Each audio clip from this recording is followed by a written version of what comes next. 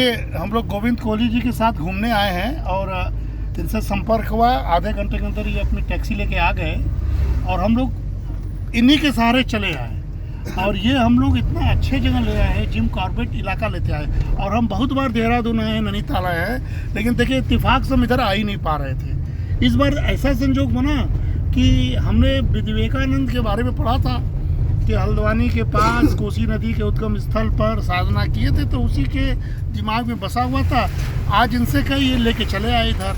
तो कोसी नदी के किनारे गिरजा माँ का मंदिर है, गिरजा देवी जी का मंदिर, ऊंची सीढ़ियाँ, लगभग 100 सीढ़ी से ऊपर उसके स्टेप्स थे, एकदम स्टीप। उसको चढ़ के हम लोग ने भव्य दर्शन किया। हाँ, हिरन देखो, ये देखिए। हाँ बहुत अच्छी जगह। वो देखिए, वो वाह वाह वाह वाह, क्या बात है। देखिए ये दिख गया। ये हम लोग जिम कॉर्बेट में बहुत लोगों को दिखता नहीं है। देखिए हम लोग की मंशा कितनी अच्छी है। हिरन एकदम साफ साफ। इस जंगल में हिरन भी है, शेर भी है, चीता भी है, हाथी भी है। अब बहुत मतलब मुश्किल से ये सब दिखते हैं। देखिए हम लोगों को ये जानवर दिख गए, कोहली साहब ने रोक दिया, हम लोग इसका दिव्य दर्शन कर रहे हैं। वाह, अद्भुत है, बहुत बढ़िया बहुत बढ़िया। ये पूरा का पूरा एकदम घना जंगल है। और बता रहे थे इस गाँव में कभी भी किसी भी समय डर बना रहता है। लोग जब लौट के नहीं आते हैं तब तक लोग परेशान रहते हैं। कई लोगों को चीता और इस तरह के जानवर खा चुके हैं, हाथी ने कुचला हुआ है। तो ये घनघोर जंगल है और ये कह रहे थे कि ये मौत का जंगल है। लेकिन हम लोगों के लिए जो नीचे से आते हैं, शहर से आते हैं, घूमने की दृष्टि से आते हैं, उनके लिए मनोरम स्थल है। और ये घूमने आ रहे हैं, लेकिन ये टूरिज़्म का हिस्सा भी है। लेकिन इतना ज़रूर है कि जंगल आच्छादित होना चाहिए, ये जंगल बने रहना चाहिए, जंगल कटना नहीं चाहिए। ऑक्सीजन की जो कमी हो रही है वो वृक्षों की कटाई से हो रही है। कम से कम सुरक्षित उत्तराखंड में ये इस देश का कार्बन क्रेडिट है साथियों। क्रेडिट का अर्थ है कि अगर इस देश में इस तरह के हरियाली, इस तरह के आच्छादित वन क्षेत्र नहीं होगा तो पूरे की पूरी धरती माँ एकदम बेचैन हो जाएंगी।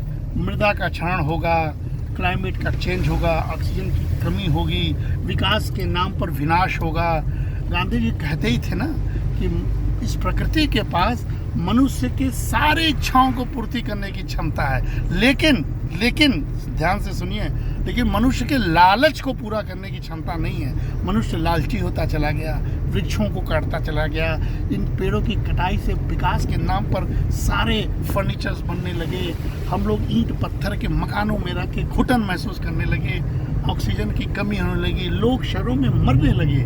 आइए तो देखिए, तो हम लोग तो देखिए बनारस से आए हैं, घूम रहे हैं, और ये जो हवा फेफड़े के अंदर जा रही है, ऐसा लग रहा है मानो नई जीवन मिली है, नई ऊर्जा मिली है। हो सकता है कि ईश्वर ने किसी निमित्त हमको यहाँ भेजा हो। उत्तर प्रदेश उत्तराखंड इकोनॉमिक परिषद का एसोसिएशन का जो कॉन्फ्रेंस एक बहाना हो, वहाँ सस्टेनेबल डेवलपमेंट की बात हो रही थी, वहाँ इंडियन नॉलेज सिस्टम की बात होती साथी।